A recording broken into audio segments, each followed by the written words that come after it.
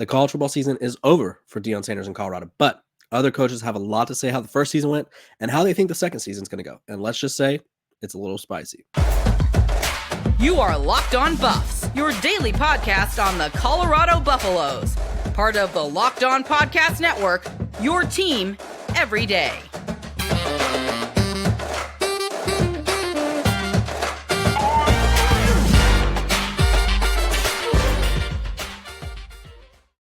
Welcome to Locked On Buffs. I am your host, Kevin Borba. Today's episode of Locked On Buffs is brought to you by PrizePicks. Go to prizepicks.com/LockedOnCollege and use code LockedOnCollege for a first deposit match up to $100. It's daily fantasy sports made easy. We're also brought to you by the Locked On Podcast Network. It's your team every day for free and available wherever you get your podcast. Okay, let's dive right in because we got a big one.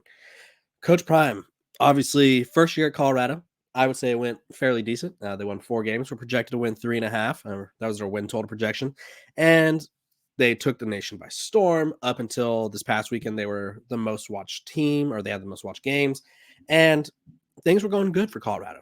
They did have a little fall off in the middle of the season. And I think a lot of coaches around the country took notice. And they interviewed with The Athletic anonymously and had a lot to say. And so I wanted to talk about the things that stood out to me. There's a couple things. For one, let me just preface this with a little look. So this is anonymous coach talking from the Pac-12 about year 1 to year 2 for Colorado, and they said it's going to get dark for Colorado.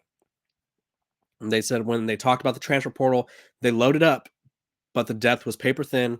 And it just wasn't where it needed to be on the offensive and defensive line. They said, and I quote, they were loading up on all these skill players, but they weren't getting great players on the line. Offense line-wise, they didn't take a single coveted guy out of the portal. They also said about the defensive line, we didn't pursue them, talking about Colorado's defensive line, end quote.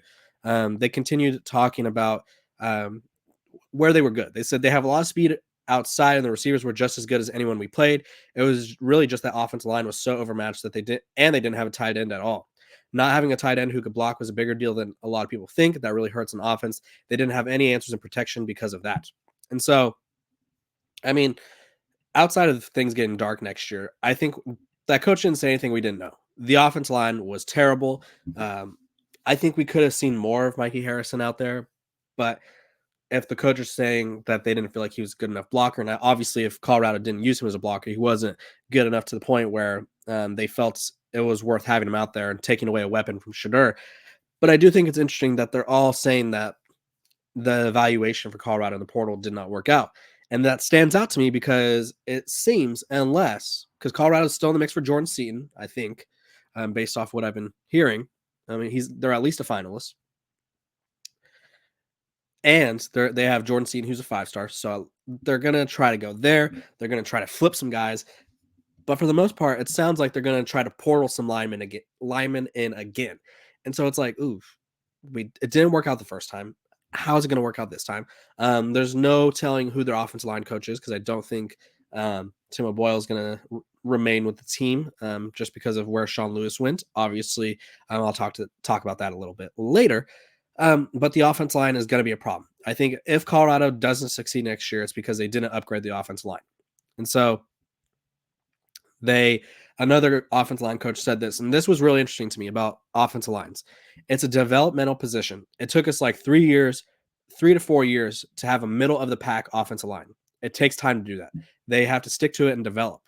And so I think of all the positions where Coach Prime is trying to get the quick fix, get these guys in here and we'll be fine, the offense line is like the worst place to do that. And I think that could be something that ends up hurting Colorado. In terms of it being dark next season for Colorado, for Deion Sanders, I think they have potential. They won 4 games this year, and obviously they only won 1 Pac-12 game against another Pac-12 bottom feeder. But the Pac-12 was the strongest it's been probably in my lifetime. And they played, I want to say, like 6 ranked teams. And I would say for the most part, let's see, we'll count TCU. They played TCU 1, Oregon 2, USC 3, UCLA 4, Oregon State 5, Arizona 6. So, and that's when they were ranked. So obviously Washington State was ranked, but they weren't ranked when they played them. That's 6 ranked teams. Colorado played while they were ranked. They beat TCU, who ended up being fraudulent. They lost by a touchdown to USC, which had they started off better in that first half, they probably could win that game. It is what it is, but they were getting the Shadur Sanders nonstop. The offense had no answers for USC's defense, which is bad. Like the offensive line for Colorado was not holding up against the USC defense. That is one of the worst in the country, and they fired their defensive coordinator. The Stanford game, they could have won. Stanford was forcing them to make a lot of mistakes, and they should have won that game. The UCLA game, the defense was playing quite well in the first half, only gave up 7 points, but the offense didn't do anything. And then obviously Sean Lewis was demoted after that. And then Oregon State, the offense didn't do anything until late in the game when it was already too late. Arizona, they were a missed field goal away from winning the game. Washington State, that was just a bloodbath. And then Utah was kind of a moot game because obviously Shadur Sanders wasn't playing. But all this to say, the Pac-12 was really good. Colorado hung in there with some of the better teams, and obviously they didn't hang in there with Oregon. And for like Oregon State, it took them too long to get things going. But there was moments of promise, and so I don't think that's going to be a complete disaster for them next year. But I think if they trot out, they're obviously going to get offensive linemen. I just don't know if they're going to be good. We'll have to wait and see.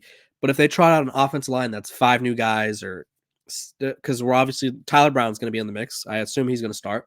So that's already 1 new guy. Maybe I would say Van Wells maybe could start again at center. So you're trotting out at least, well, Tyler Brown's new technically, at least 4 new guys. Is that a recipe for success? I don't know. I think they really need to hire. I don't know who they're going to hire for their offensive line coach. I'm assuming they're going to move on. But they need to bring in someone who can not only recruit well, high school rank wise, but develop. Because just relying on the portal every year is not going to work. And I know a lot of people are saying, oh, he just wants a quick fix for Shadur Sanders next year. That doesn't matter. He should want to have an offense line for the future unless he's not invested in Colorado. And that's where I think a lot of people are concerned is like, why is he not looking ahead in the future for Colorado? Like, why is he not recruiting the offensive line harder in the 2024 class? Why did they only have 1 offensive line commit, and why did they allow him to flip? Like, that's not great. So obviously these anonymous critics, you say things anonymously, gives you more room to kind of take shots. But what they said about the offense line isn't wrong. The offense line was terrible. The offense line is going to be the difference between, it's going to be, let's just put it this way. If Coach Prime doesn't succeed at Colorado, it's because he never was able to get together a good offensive line coach and a good offensive line unit. It doesn't matter who's at quarterback. It doesn't matter who's at running back, if the run game's useful or not. If they don't get a useful offensive line coach that can recruit and develop, he will not succeed. And so I think his next move is going to be very big this offseason, because obviously he needs a new offensive coordinator, which I'm going to talk about in a second. And then he needs a new offensive line coach, because obviously things weren't working. Their offensive line coach came with Sean Lewis, didn't work out. And I think he needs to make an adjustment in a major way. Otherwise, he's going to struggle. And it's going to be a sad day for those in Boulder, because obviously a lot of people, I believe in him. I believe in what he could do. I just think he needs to take the offense line and defense line more seriously than he is, and kind of change his strategy. This episode of Locked on Buffs is brought to you by our sponsors over at Prize Picks. With the basketball season here, you can now pick combo projections across football and basketball with specialties leagues. A league created specifically for combo projections that includes 2 or more players from different sports or leagues. For example, LeBron James plus Taylor Swift's boyfriend, Travis Kelce, at a 10.5 combo of 3-pointers made plus receptions. It's the most fun I've had, winning up to 25 times my money this football season. And now you can play during basketball season. You just select 2 or more players, pick more or less on the projected stats, and place your entry. PrizePicks even offers a reboot policy so that your entry stays in play even if one of your players gets injured for football and basketball games. If you have a player who exits the game in the first half and does not return in the second, the player is rebooted. PrizePicks is the only daily fantasy sports platform with an injury insurance policy. Go to prizepicks.com/lockedoncollege and use code LOCKEDONCollege for a first deposit match up to $100.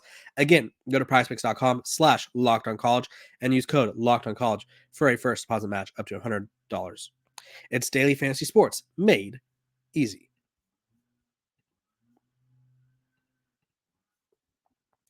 Okay, the Sean Lewis saga is officially over in Colorado. I think it was a great hire to begin with. I think Coach Prime definitely knew what he was doing. I don't ever think that, let me get to this first.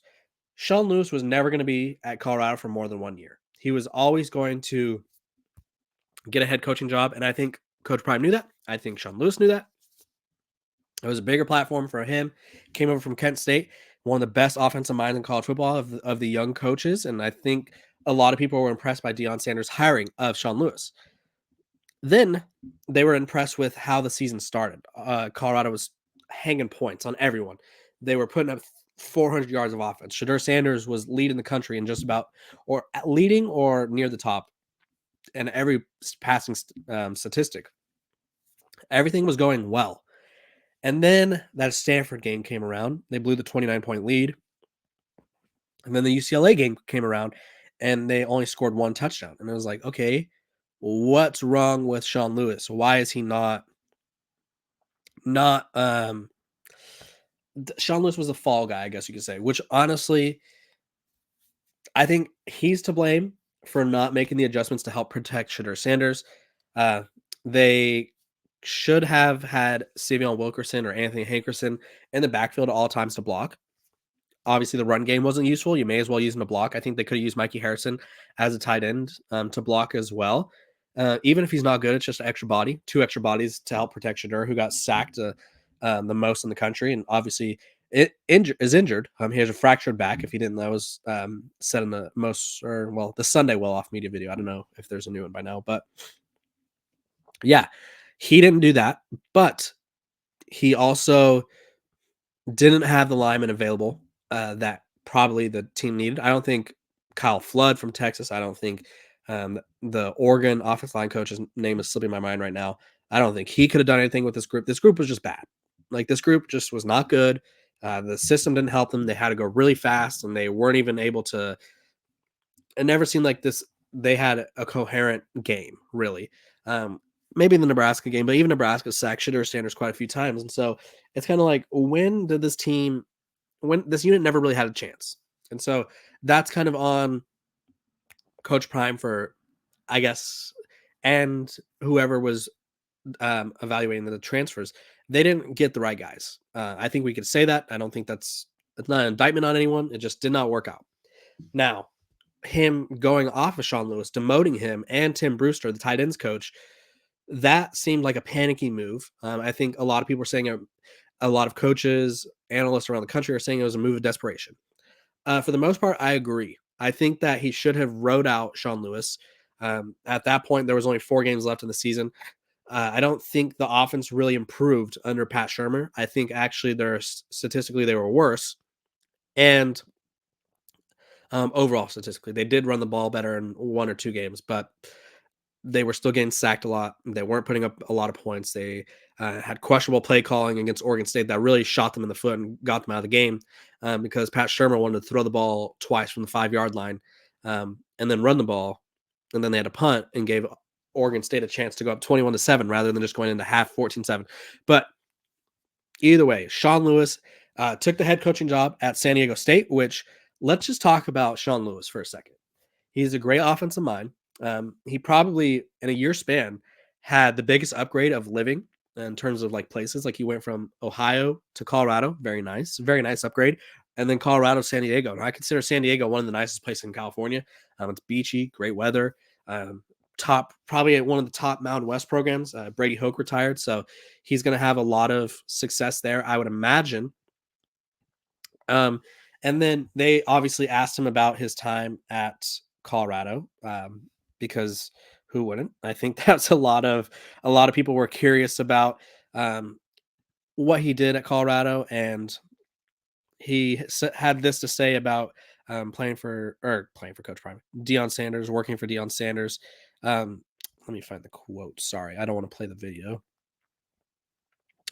Brian Howell, shout out Brian Howell. He said, and I quote, I'm thankful for the opportunities that I had with him. And so I think Sean Lewis handled the situation perfectly. I think he could have quit mid-season had he wanted to. Be like, you know what? I didn't come all the way over here to just signal plays. I came to call plays. I don't agree with this. I don't agree with what you're doing here or whatever. Like, I don't agree with your decision. And he could have left, but he didn't. He soldiered through. So Sean Lewis, while people want to get mad at him and whatever, he soldiered through. He was a good sport. He was a great character. It just didn't work out. I think the problem, and this is kind of something that I was hearing from people in and around the program, the problem when you have a guy like Sean Lewis and a guy like Deion Sanders and a guy like so-and-so over here, so-and-so over here, there's a lot of former head coaches on the staff. And there's a lot of people who think they know best.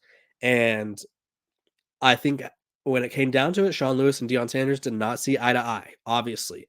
You could tell on the sideline. You could tell, this was another interesting quote from this from the Athletic article. I think at one point during the season, Sean Lewis had kind of not lost the locker room, but he had lost Shedeur Sanders, which is not good.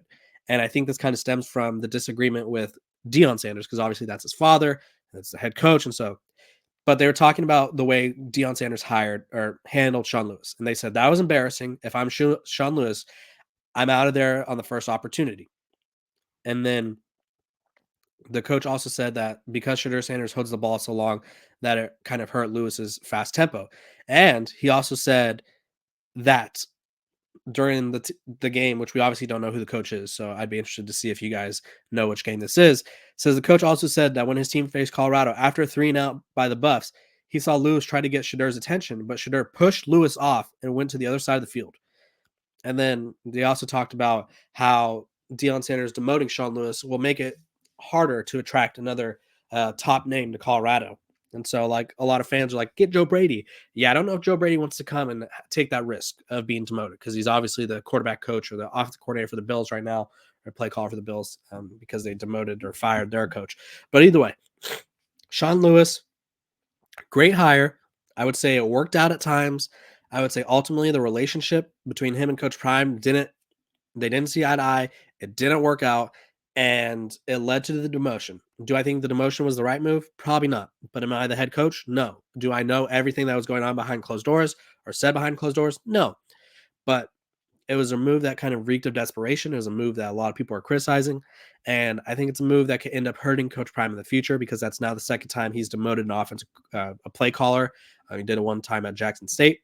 But either way, Sean Lewis is the head coach at San Diego State, so I wish him well. I think he'll have a great success there. And I think Coach Prime has an interesting decision ahead of him in terms of who will replace Sean Lewis. Will it be Pat Shurmur? Will it be someone else? But first, this episode of Locked On Buffs is also brought to you by our sponsors over at LinkedIn.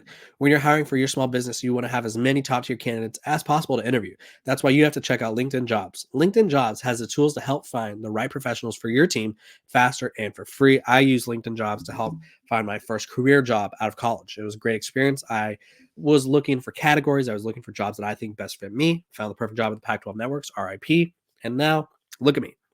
LinkedIn isn't just another job board. LinkedIn has a vast network of more than 1 billion professionals, which makes it the best place to hire. Hiring is easy, when you have that many quality candidates. So easy, in fact, that 86% of small businesses get a qualified candidates within 24 hours.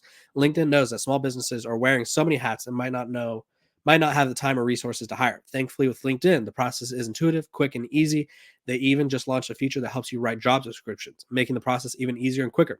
Post your job for free at linkedin.com/lockedoncollege. That's linkedin.com/lockedoncollege. Post your job for free. Terms and conditions apply.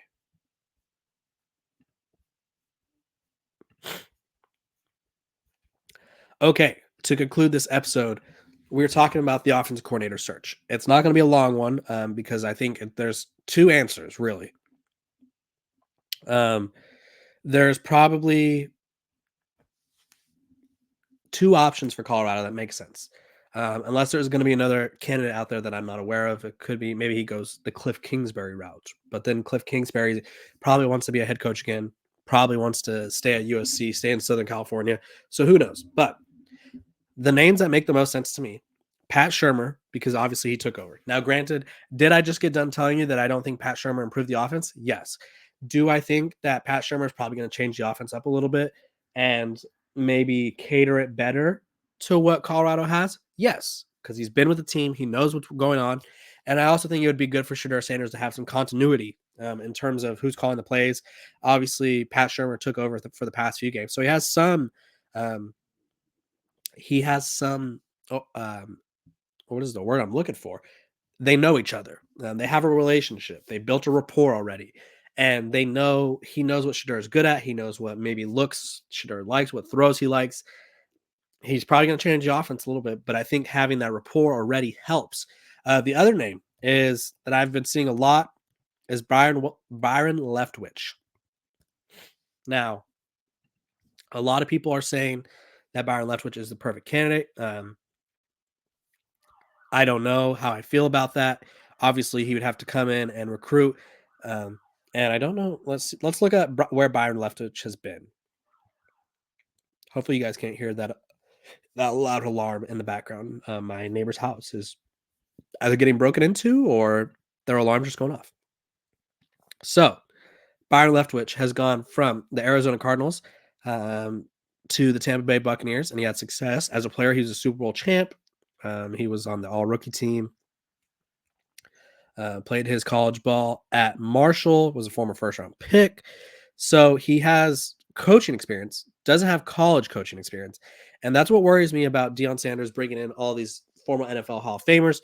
Do they have coaching experience? Do they have the desire to recruit? There's been a lot of questions as of late into Colorado's efforts in recruiting. Are they just wanting these recruits to come to Boulder? Are they on the ground? Are they going to schools? Are they attending ING Academy to watch Jordan Cena? Are they attending Modern Day to watch whoever? Or are they attending Duncanville to watch whoever's there, Colin Simmons and stuff like that? Are they? I don't know. We don't really see a lot of pictures of coaches on the road there, but Leftwich obviously was the offensive coordinator for the Tampa Bay Buccaneers. He worked with Tom Brady, who is Shedeur Sanders' mentor, so they have that kind of connection. I think it would also be an interesting hire because it would be another offensive change for Shedeur Sanders, who could clearly handle it. But do you really want to have another offensive change, coordinator change? It depends.